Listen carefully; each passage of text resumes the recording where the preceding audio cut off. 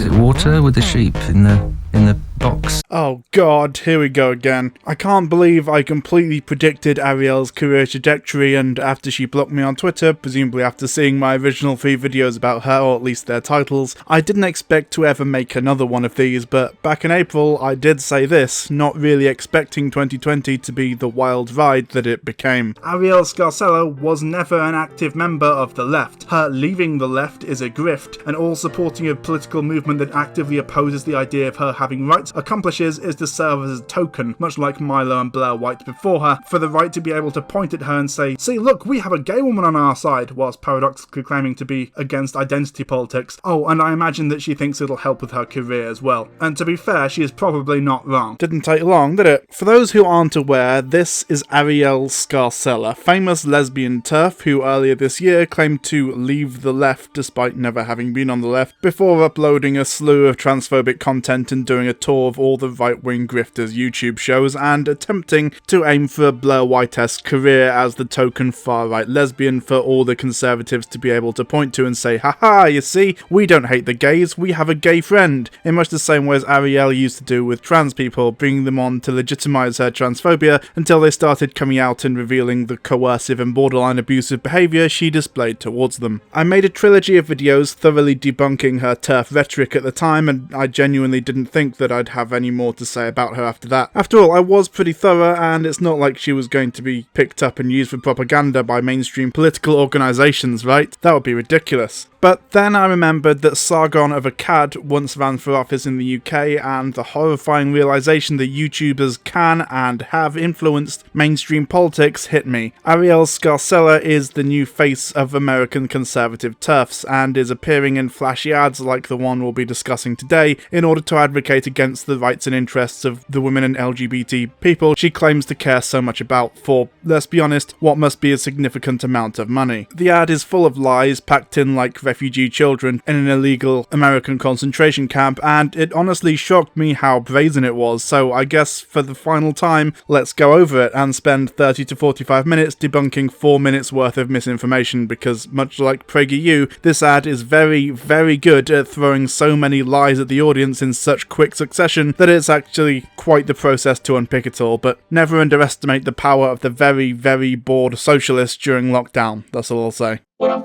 fucking liar, dude. What a fucking Weasley little liar, dude. What a fucking Weasley little liar, dude. Holy shit, dude. Holy fucking shit, dude. Right, let's jump straight into it, shall we? Progressive policies are destroying the LGBT community.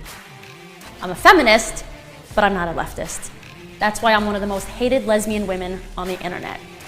My name is Arielle Scarcella, and I'm outspoken. Some bold statements there, which we'll get into in a bit more detail shortly, but just to point out, not only is she not one of the most hated lesbian women on the internet, in fact I doubt most people know who the fuck she is, but the reason people hate her is not because she's a right-wing feminist, but because of the things she has said and done to harm LGBTQ+ people and the community, targeted attacks against specific trans people and perpetuating damaging lies about the trans experience. I don't give a shit about the label she self-identifies with, it's her actions that concern me. I used to be one of the LGBT community's favorite YouTube creators. No, you didn't. A lot of people have had issues with Arielle for a long time, and she might like to blow her own horn about this stuff, but she's not one of the favourites. She's not even top 10, at least going by her sub count and video views. She's done well for herself, don't get me wrong, but there are a lot of LGBT-centric YouTube creators with millions or even tens of millions of subs, so don't pretend that you are anything other than a mildly successful YouTuber who got ahead by fetishizing the community. But now I've been ostracized for voicing my opinions on women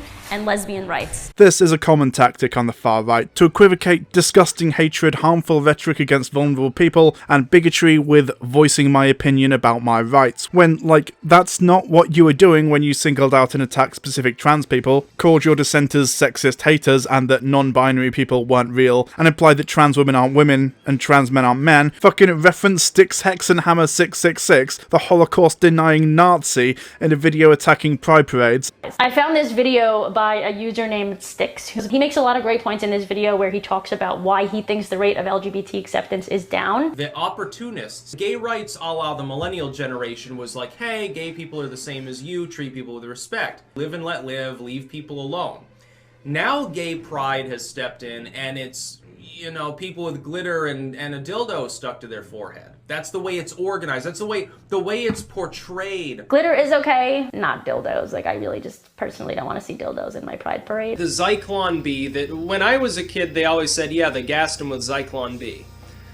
The problem being Zyklon B is actually a delousing agent. It's a mostly harmless chemical. You would have to get it all over yourself. The thing is, these handprints that people talk about on the walls and so forth, they can't even prove they're contemporary to the time period. The famous Auschwitz shower was quite literally a showering station. What's not clear is if this was a deliberate extermination effort on a grand scale or whether they were primarily focusing on eliminating criminals and the sick. And as has come out recently, behind the scenes were manipulating and abusing trans people you called your friends. But hey, I guess me bringing Styx up is unfair too, because he was just voicing his opinion about the gas chambers, right? And Richard Spencer just voiced his opinion about the Jews. The erasing of same-sex attraction and sexual dimorphism is something I never thought I would see in my lifetime. Nobody is erasing same-sex attraction, and in fact, in a video Arielle made responding to Jamie Raines, which we covered previously, she actually admitted that it was more likely to be same-gender attraction rather than same-sex attraction, but even if that weren't the case, nobody is saying that lesbians don't exist or whatever. In fact, in my opinion, if you insist that a lesbian should be more attracted to Buck Angel than Blair White based on their birth sex, I would be really rather confused as to why if you weren't engaging in lesbian erasure. Attraction is not based on sex, it's based on a number of things, including gender and gender expression, as you yourself admitted, so fuck off there. Oh, and also humans are not a sexually dimorphic species because intersex people exist. At best, sex is a bimodal distribution, but that's a whole thing, I don't really want to get into it here. The only conclusion I've come to is that the left has become inherently homophobic. Whoa, okay, really bold claim there. Let's see how she backs it up. Chicago announced they are changing the name of the famed gay neighborhood Boys Town because, you guessed it, it is not inclusive towards women and non-binary people. Boys Town was founded by gay men. Its history goes back decades, and in 1997, it was the first ever gay neighborhood to be recognized by a city government. What happened? One progressive activist came along and bullied the entire Chamber of Commerce into erasing the history of gay men in the area. This story is dumb and cherry-picked. The residents of Boys Town actually pushed back against it, and the whole thing smacks of performative liberal identity politics rather than anything the left might do, but even if it was, this is an isolated example of an LGBTQ+ activist having a bad take, and the blame here shouldn't lie with the left, but with the business alliance that decided that this would be a good idea and capitulated. However, I think it's important to note that the neighbourhood in question was never officially called Boys Town. That was a colloquial nickname used by people and organisations within the neighbourhood to refer to the area officially known as Northalstead, which incidentally is what it's always officially been called. In fact, you can see the word nickname in the news story appearing behind Arielle there. No one is stopping anyone calling it Boys Town, but yeah, the left epitomised by a business alliance did this, sure. And they continue to show us how they will always choose radical Islam over actual gay lives. Oof, that's pretty yikes. Also, no, we don't. We just believe that both gays and Muslims can and should coexist. Because in general, radical Muslims are no more homophobic than radical Christians. What does Arielle think we should do here? Deport all Muslims, round them up and exterminate them? Or maybe we could take the first logical step in distancing ourselves from radical Islamic regimes and cut all ties and relations with the Saudis. Oh, the Republicans don't seem all that keen to do that. Bit weird, right? Like when Hillary Clinton invited the Pulse nightclub's terrorist's father to one of her rallies as a special guest. Right, first of all, why is this a big deal unless Arielle believes that a father should be punished and persecuted for his son's actions? This dude didn't kill anyone, he's actually subsequently condemned his son's actions, and interestingly enough, was apparently an FBI informant as well. Also, he wasn't a guest of honour, he was just at the rally. He wasn't specifically invited, he just showed up because he's a US citizen, passed through the screening process required to attend, and was well outside the security buffer zone. The idea that he was specifically invited is just a fucking lie, considering that the Clinton campaign later clarified that the rally was a 3,000-person open-door event for the public. This individual wasn't invited as a guest, and the campaign was unaware of his attendance until after the event. Or Obama and Biden giving billions in aid to regimes such as Iran that executes homosexuals. Obama was not a leftist or progressive hero, but are we really going to single out Iran here whilst ignoring the massive amount of US money, including weapons, that go to the Saudis, which the Trump regime has maintained incredibly close relationships with, considering that their record on human rights when it comes to homosexuals is notorious at this point. Regardless, though, aid packages like that aren't an endorsement of the government or regime of the country they go to. They're designed to help the ordinary people, average citizens of a struggling nation, due to the inequality or poverty inherent to that region. Or how about the fact that Trump personally is happy to have business relations with the UAE government, having built one of his hotels and golf resorts there. The UAE, incidentally, is just as bad, if not worse, than Iran or Saudi Arabia, for example. Article 354 of the Federal Penal Code states, "Whoever commits sodomy with a male shall be punished by death, and imprisonment, death, fines, floggings, and deportations are commonplace for homosexuals." But yeah, okay,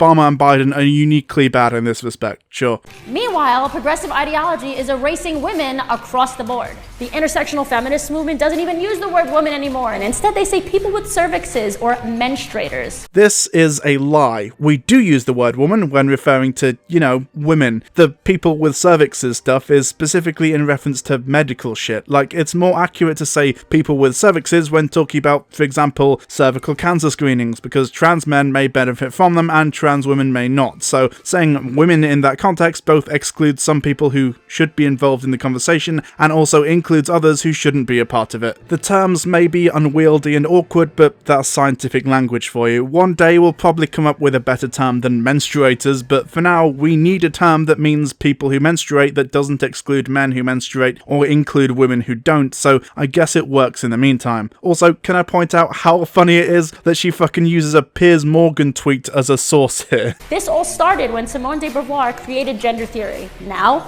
it's morphed into something completely insane. I mean, not really. De Beauvoir was among the first to really talk about the distinction between sex and gender, and since then, more research has been done and more exploration of this topic carried out, so we have a clearer understanding of how these things work now. Gender theory is a relatively new field, so it's going to change and progress is going to be made pretty rapidly the more we look into it. They think they're being inclusive? Please, somebody please tell me how it's being inclusive when you're literally erasing 51% of the world's population. Being a woman is not an identity. It's an experience. Nobody is erasing women, fuck off. Also, please define what you mean by experience, because you know as well as I do that trans people can experience womanhood in much the same way that cis women can. Are you saying that someone like Blair White or ContraPoints don't experience womanhood in their day-to-day life? What exactly does one need to experience womanhood? Last time we covered Arielle, she tried to define womanhood through the lens of oppression, which, I don't know, seems a bit reductive to claim that what defines a woman is pain. Regardless, she doesn't elaborate here, so we can just ignore this point. But lesbian sexual orientation somehow is now deemed transphobic. No, it's not. Nobody is saying this outside of some particularly outspoken people on Twitter, and even then, I mean, does she think the right are the most accepting of lesbians? Because she might not have much of a point there. If I am a woman and I am attracted to other women, I am shamed for my sexual orientation. If I don't want to date a woman with a penis, the woke mob calls me a hateful bigot. Again, nobody says this. This is a myth cooked up by transphobes for the express purpose of demonizing trans people wanting to be loved and turning the LGBTQ+ community against itself. If you're a woman who doesn't like dicks for whatever reason, then fine, that's a preference and you're allowed to have preferences. The problem comes when you constantly bang on about those preferences, and in the same way, if I ask someone about their preferences and they immediately came out with, "I won't ever date a black woman, even if you call me a racist." Okay mate, sure, but that does imply a little bit of prejudice there, and also, why bring it up in the first place? Nobody asked. Seems kind of weird to constantly talk about the kinds of people you're not attracted to. Either way, you not being attracted to someone doesn't make them not a woman. Regardless, it's not the fact that you don't like dicks, it's that you're constantly banging on about you not wanting to date specific groups of people, so stop with the victim narrative, please. Modern day feminism does not support the freedom of women. But you said you were a feminist earlier. Whatever. Bullshit, but I mean, if by freedom you mean freedom to attack and harass people online, and by not support you mean call you out on your shit, then yeah, sure, okay. Feminist leader Ruth Bader Ginsburg fought her entire life to empower women and to lift them up. The greatest way, in my opinion, to honor her life would be to appoint another strong woman to the Supreme Court, like Amy Coney Barrett, who is a pinnacle of female success. Why? Ruth Bader Ginsburg wasn't a feminist leader who fought her entire life to empower women and lift them up because she was a woman. She did those things because she believed that they were right. Sure, her decisions and rulings were informed by her gender, but not dictated by it. Not all strong, powerful women think the same way, and appointing fucking Anne Widdecombe to the Supreme Court instead of RBG would have resulted in different results, for example, even though she's also a woman. Never forget, Margaret Thatcher actively harmed women's rights in her time in office and refused to promote women into her cabinet, despite multiple requests. Being a woman does not by any stretch mean that one will be deeply concerned with women's rights, especially if the woman in question is wealthy and insulated from many of the struggles women have to go through. But progressive feminists attack Barrett because she's a mother, she's traditional, she's Catholic, and most of all, she's a conservative. Because that's not the kind of woman they want her to be. Okay then, let's talk about Amy Coney Barrett. Do we attack her because she's a mother, traditional, Catholic, and a conservative? Or do we attack her because throughout her legal career she has positioned herself against women's and LGBTQ+ rights, including stating at one point that marriage is between a man and a woman, and our problem with her faith isn't so much that she's a Catholic, but that she's part of a Catholic sect so extreme that it's been called a cult, and by all accounts is incredibly patriarchal and controlling of women, to the point where husbands are required to accompany their wives to gynecology appointments to ensure that no birth control is happening. Women are forbidden from denying sex to their husbands, and in some cases are referred to as handmaids. Little bit on the nose there, right? All this makes us a little nervous that she may not be all that great for civil rights, and especially women's rights. On the Supreme Court, and considering that it's a lifetime appointment, there is a distinct possibility that one day in the far future she'll be able to deal serious damage to existing legislation or even repeal something like Roe vs. Wade or gay marriage, especially now that she is the second justice that Trump has nominated. Just a reminder, she's only 48 right now. She has decades ahead of her. The danger she poses doesn't have to be imminent. They say a woman can be anything. But if you're not ready to shout your abortion, worship at the altar of Roe versus Wade, to celebrate obesity, extreme obesity in the name of body positivity, or believe men are the root of all evil, then you are a traitor to your sex. Sure, a woman can be anything, but if a woman chooses to do bad shit, she's going to be criticized for it.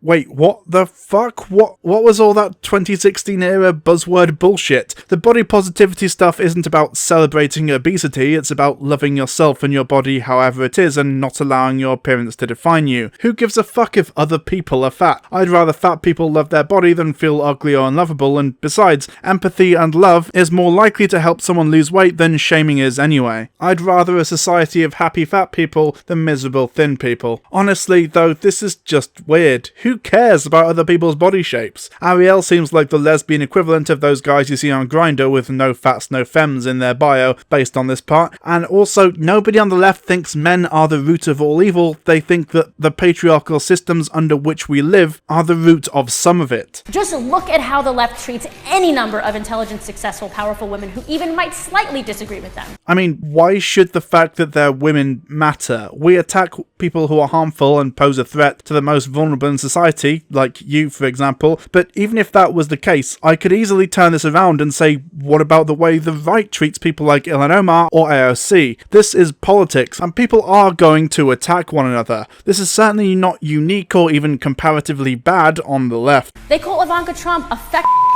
They ritually humiliate Sarah Huckabee Sanders in front of the entire White House Correspondents' Dinner, and every fashion magazine in the world refuses to even acknowledge the most sleek and voguish first lady in history. Why does this matter? Some comedians, some of whom were also female incidentally, were shitty to Ivanka Trump. Okay then. Do we need to go into the way the right treated Greta Thunberg, a 16-year-old autistic child? I'm not necessarily defending it, but also, if your side also does the same shit, you don't get to use that as a stick with which to beat the other side. Also, yeah, no shit, a former model who has access to billions of dollars worth of clothing, jewelry and cosmetics looks nice. That's hardly a surprise, and let's not pretend that she's not been invited onto fashion magazine stuff. The real question is, why should anyone care what the president's wife looks like? Regardless though, if a company doesn't want to work with her based on her husband's political career, then sorry, but that's capitalism. If they think it will harm their bottom line, corporations will do anything to avoid it, unless of course you think we should tear down the capitalist system and replace it with a more equitable one, in which case, welcome to the revolution, Comrade Scarcella.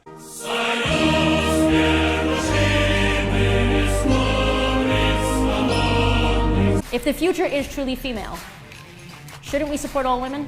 No, that's not how this works. Some women are bad or harmful and should be opposed. Supporting women's rights doesn't mean supporting all women. What kind of liberal identity politics bullshit is this? I know transgender people. I have transgender friends, and they all tell me the same thing. Being trans is not easy, and of course it's not. I have lots of black friends, so I can't be racist. Also, now you have a lot less transgender friends, because most of them distance themselves from you due to your abusive, manipulative behaviour, using them to harm the wider trans community by wheeling out a trans prop to support your bigotry. It's certainly not as easy as just calling yourself a woman and poof! It's extremely difficult. Oh Christ, here we go again. Here's the definition of transgender, Arielle. I beg of you, fucking learn it. It literally is that easy. The hard part is dealing with society's attitudes towards trans people, not exactly helped by transphobic grifters like you demonizing and spreading misinformation about them in order to scaremonger. And requires close medical attention. No, it doesn't. But these people don't care about women's rights. They care more about being politically correct and virtue signaling to the kooky mob of gender theorists.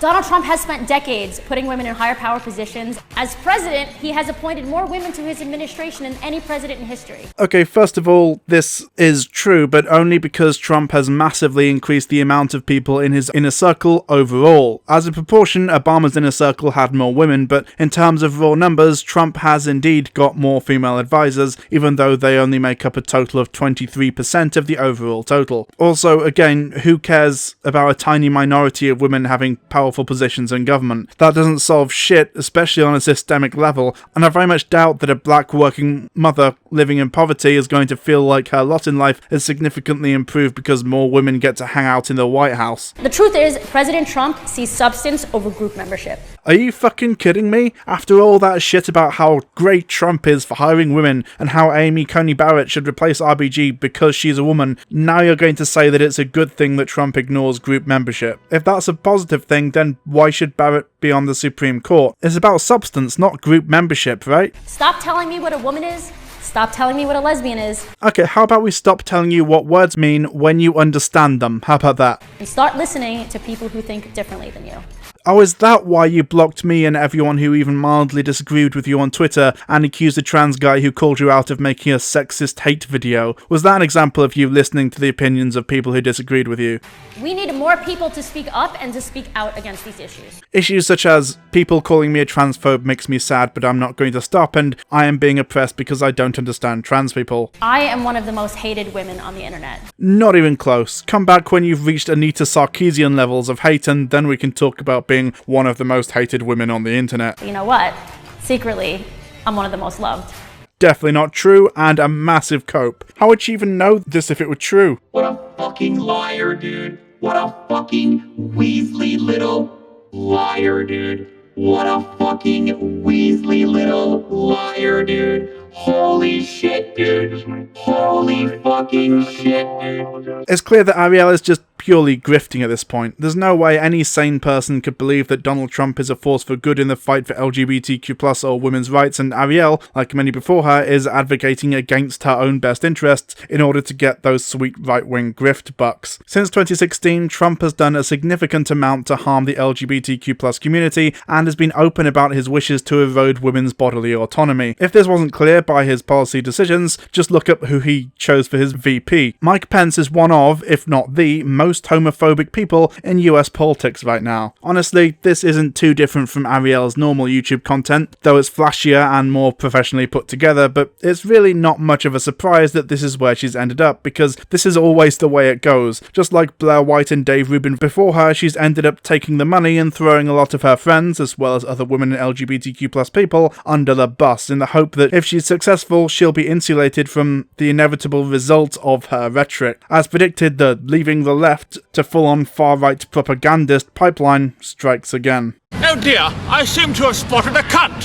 Good day!